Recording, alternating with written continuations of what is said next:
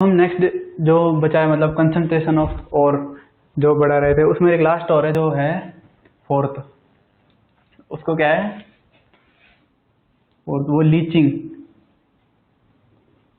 Leaching leaching मतलब chemical process है, chemical process है। इसमें क्या करते हैं, कोई भी किसी दूसरे मतलब कंपाउंड से रिएक्शन कराते हैं जिससे उसकी इम्प्योरिटीज दूर हो जाती हैं, मतलब उससे उसकी कंसंट्रेशन बढ़ जाती है, मतलब केमिकल तरीके से मतलब इसकी किसी भी और की कंसंट्रेशन बढ़ाते हैं ना, वो लीचिंग प्रोसेस बोलते हैं उसको। तो ये है, तो ये वैसे जनरली जो मैं बताता हूँ वो ये है कि ये एल्युमिनियम के लिए यूज किया जाता है, एल्युमिनियम के लिए ये वाला प्रोसेस जो लीचिंग प्रोसेस है। अब एल्युमिनियम का और क्या होता है, एल्युमिनियम का जो और होता है ना वो बॉक्साइड होता है,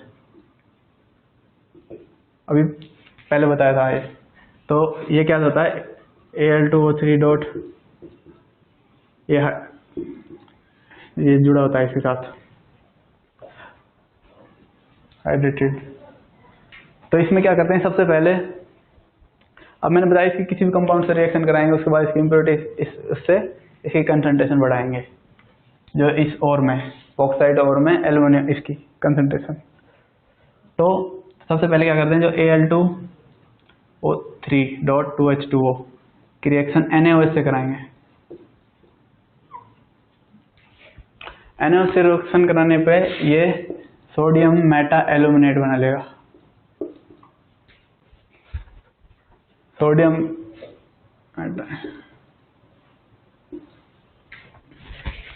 और इसमें जो इम्प्योरिटीज होती हैं जैसे ये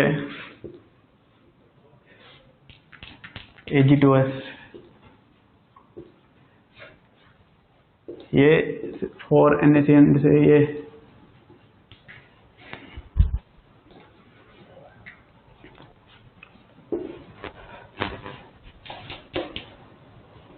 ये अगर इसकी 4NaCN से रिएक्शन कराएंगे तो ये 2Na AgCN ये बना लेगा, तो इससे मतलब इसकी कंसंट्रेशन बढ़ जाएगी। तो ये लीचिंग प्रोसेस है, इसमें डायरेक्ट रिएक्शन याद रखनी है बस। लीचिंग प्रोसेस के बारे में पूछे, लीचिंग प्रोसेस क्या होता है, तो यही है मतलब केमिकल रिएक्शन करा के उसकी मतलब concentration, beneficiation of the concentration, तो ये लीचिंग प्रोसेस होता है। तो इसके बाद जो है वो नेक्स्ट आता है तीसरा। पहला तो ग्राइंडिंग किया था, दूसरा बेनिफिकेशन कर लिया, तीसरा क्या करते हैं, अब मेटल का एक्सट्रैक्शन कैसे करेंगे मेटल का, तो उसके लिए तो इसलिए जो मेटल्स होती हैं अब उनको अगर उनके ऑक्साइड में अगर वो फॉर्म प्रेजेंट है तो उनको रिड्यूस इजीली कर सकते हैं जो मेटल्स होती हैं। अगर जैसे ये है CaCO3 के पास हम दिया हुआ है, तो इससे हमको कैल्शियम करना है तो इसको हीट करके CaO प्लस O2, फिर इससे भी मतलब आसानी से ये हो गया ना, ऐसे ही। तो जो ऑक्साइड है उनको रिड्यूस इजीली कर सकते हैं, तो इसलिए सबसे पहले आता है कि उनको, अब जो तीसरा पॉइंट था पहले मैं वो लिखता हूँ, एक्सट्रैक्शन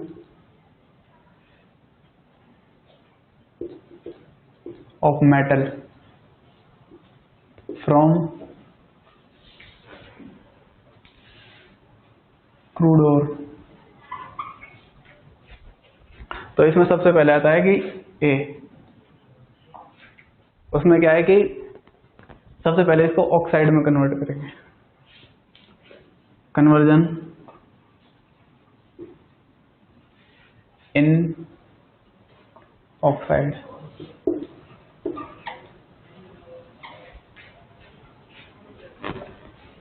कन्वर्जन इन ऑक्साइड, तो उसके लिए सबसे पहले क्या करेंगे, पहला प्रोसेस कैल्सिनेशन, कैल्सिनेशन प्रोसेस।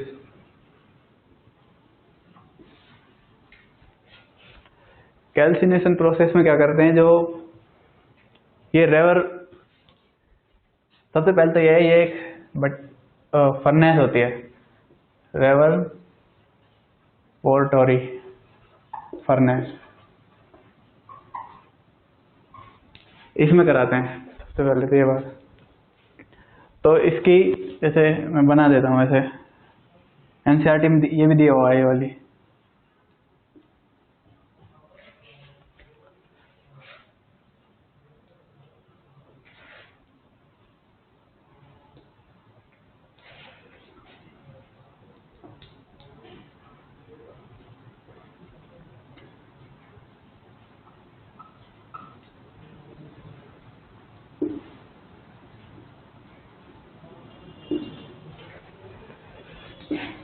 ये वैसे जनरली कॉपर पायरेटेज के लिए देखते हैं हम सबसे पहले, जैसे इसमें क्रूड कॉपर,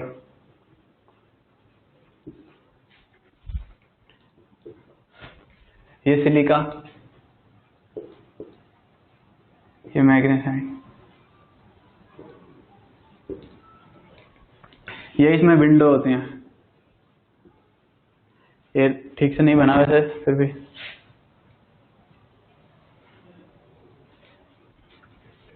कॉपर इसमें से ये मतलब वो है, यहाँ पे वो कर रहे हैं स्टॉप।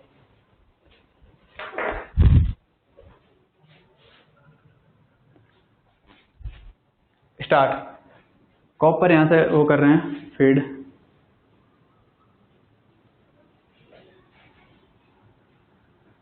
क्रूड,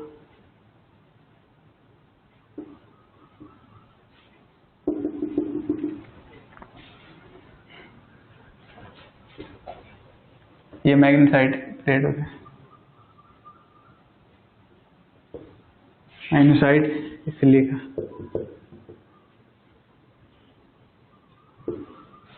ये एयर विंडोज होते हैं।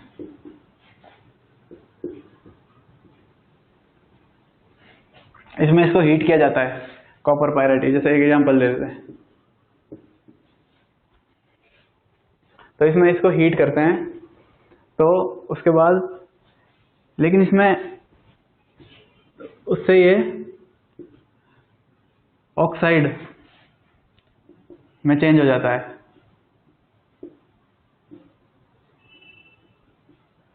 ऑक्साइड में चेंज हो जाता है, लेकिन इसमें सबसे बड़ी बात है, इसमें जब हीट करते हैं वो ऑक्सीजन की प्रेजेंस में नहीं करते, ऑक्सीजन की कमी में हीट करते हैं इसको, बस ये है इसका मेन पॉइंट। तो जैसे इसका देखते हैं, जैसे CaCO3 है, इसको हीट कर रहे हैं, तो ये क्या आएगा, CaO प्लस CO2, ये ऑक्साइड में चेंज हो गया। इसमें एल्युमिनियम को करेंगे,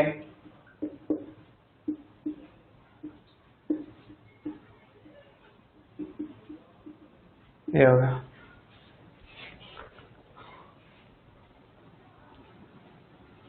ये कॉपर होता है यहाँ पे, ये फीड हो रहा है। तो ये होता है कैल्सिनेशन, कैल्सिनेशन प्रोसेस। इसमें सबसे बड़ी बात है कि ये हीट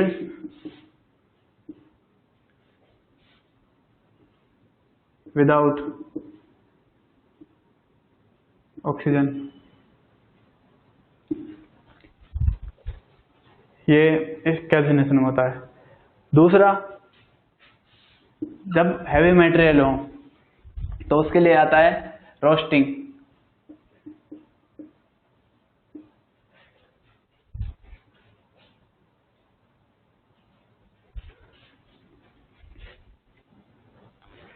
रोस्टिंग होता है, रोस्टिंग में क्या करते हैं, रोस्टिंग में इतना ही फर्क होता है रोस्टिंग और इसमें। रोस्टिंग में ऑक्सीजन की प्रेजेंस में करते हैं, एक्सिस में करते हैं और भी हीट, तो उससे वो ऑक्साइड में चेंज हो जाता है, और होता है जो यही चीज है। इसमें रोस्टिंग करने के लिए इसी चीज को, ये रेवर्बरेटरी फर्नेस है, इसी में रोस्टिंग करते हैं और इसी में कैल्सिनेशन करते हैं। तो कैसे करेंगे, जब ये विंडो बंद रहेगी तो ऑक्सीजन की कमी रहेगी, तब तो ये कैल्सिनेशन हो जाएगा। विंडो खोल देंगे तो ऑक्सीजन की प्रेजेंस हो जाएगी, तो रोस्टिंग प्रोसेस हो जाएगा। तो ये होता है। तो इसमें जैसे मान चलो ये जैसे ZnS के लिए 2ZnS प्लस O2 ऑक्सीजन के प्रेजेंस में, तो ये 2ZnO जिंक ऑक्साइड बन गया।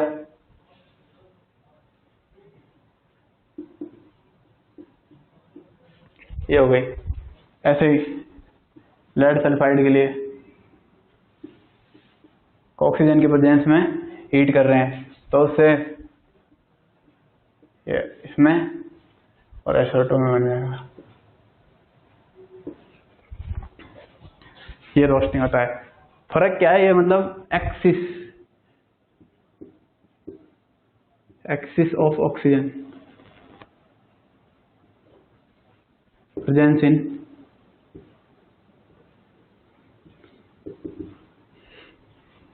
इन axis of the oxygen, roasting और कैल्सिनेशन। मेन चीज इसमें ऑक्साइड में कन्वर्ट कर रहे हैं। ऑक्साइड में कन्वर्ट क्यों कर रहे हैं? ताकि इससे इजीली मटेरियल मिल सके, क्योंकि उनको रिड्यूस इजीली कर सकते हैं। जब उनको रिड्यूस कर देंगे तभी तो मटेरियल मिलेगी, जो मेटल है जो।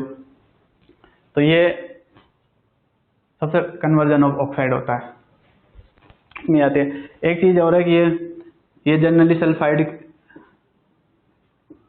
सल्फाइड्स जो और होते हैं उनके लिए यूजफुल होती है। दूसरा ये एक चीज और है, हैवी मेटल जैसे कॉपर है, जिंक है, ऐसे जो होते हैं उनके लिए ये यूज होती है। लेड है, यहाँ पर लिखा ही हुआ है। ऐसे जो मेटल होते हैं उनके लिए रोस्टिंग यूज करते हैं ऑक्साइड में चेंज करने के लिए। हाँ, एक फर्नेस और होती है, ब्लास्ट फर्नेस।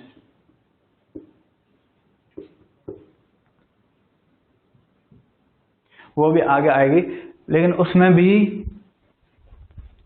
रोस्टिंग कर सकते हैं ब्लास्ट फर्नेस में।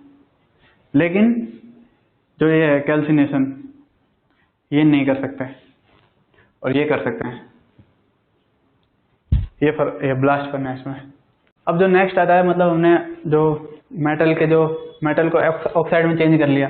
सबसे पहले हमारे पास सबसे पहले क्या था? ओर था। ओर को क्या किया हमने? ग्राइंड कर दिया। ग्राइंड करने के बाद उसकी इंक्रीज कंसंट्रेशन को इंक्रीज कर दिया। कंसंट्रेशन को इंक्रीज करने के बाद क्या किया? उसको ऑक्साइड में चेंज कर दिया। ऑक्साइड में चेंज करके उसको रिड्यूस करेंगे अब किसमें? मेटल में। तो वो है ये reduction of oxide into metal, reduction of metal oxide. तो सबसे पहले बात क्या आती है कि जो एक्टिव मटेरियल होते हैं, सबसे पहले जो लो एक्टिव मटेरियल होते हैं,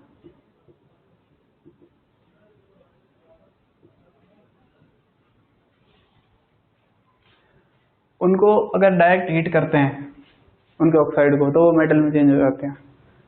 और जो एक्टिव होते हैं उनको ऐसे नहीं कर सकते। ये चीज ध्यान रखने की एक तो अब ये रिडक्शन कैसे करते हैं? रिडक्शन के लिए एक प्रोसेस होता है स्मेल्टिंग।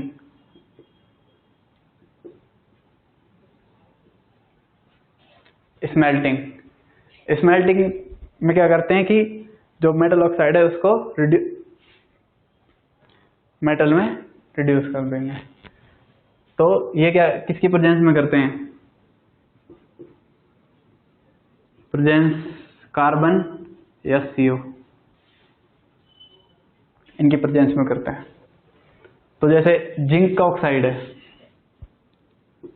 ZnO+C, तो ये Zn+CO इसमें से जाएगा। आयरन का, इसका नाम क्या है? मैग्नेटाइट। इसको CO की प्रेजेंस में करेंगे तो ये रिड्यूस हो गया। इसको फिर से करेंगे इस तरीके से CO की प्रेजेंस में। इस मेल्टिंग में ये होता है। और ये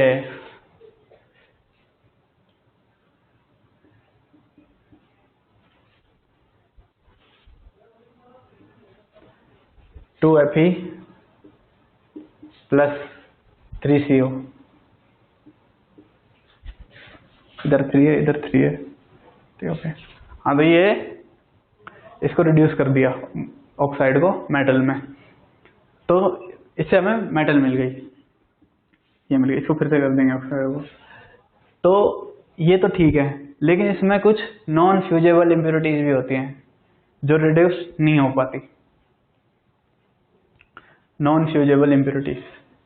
तो उनके लिए क्या करते हैं हम, उनके लिए जो कुछ कंपाउंड डालते हैं जिनसे वो नॉन फ्यूजेबल इम्प्योरिटीज रिमूव हो जाती हैं, तो उनको बोलते हैं फ्लक्स।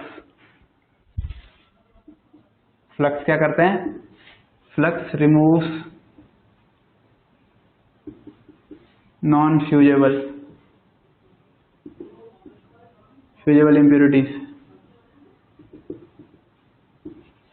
नॉन फ्यूजेबल इम्प्योरिटीज होती है, उनको फ्लक्स रिमूव करते हैं। किसमें, किस फॉर्म में बना देते हैं, स्लैग बना देते हैं उनका।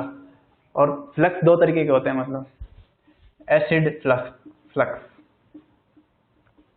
एसिड फ्लक्स किसके लिए यूज किए जाते हैं, जो बेसिक नॉन फ्यूजेबल हो, बेसिक नॉन फ्यूजेबल इम्प्योरिटीज होते हैं उनके लिए एसिडिक फ्लक्स, और जो एसिडिक नॉन फ्यूजेबल इम्प्योरिटीज होती हैं उनके लिए बेसिक फ्लक्स यूज किए जाते हैं। जैसे एसिडिक फ्लक्स में, जैसे ये CaO, तो इसमें ये SiO2 ये किया तो इसका स्लैग बना दिया, CaSiO3 स्लैग बना गया इसका। उसके बाद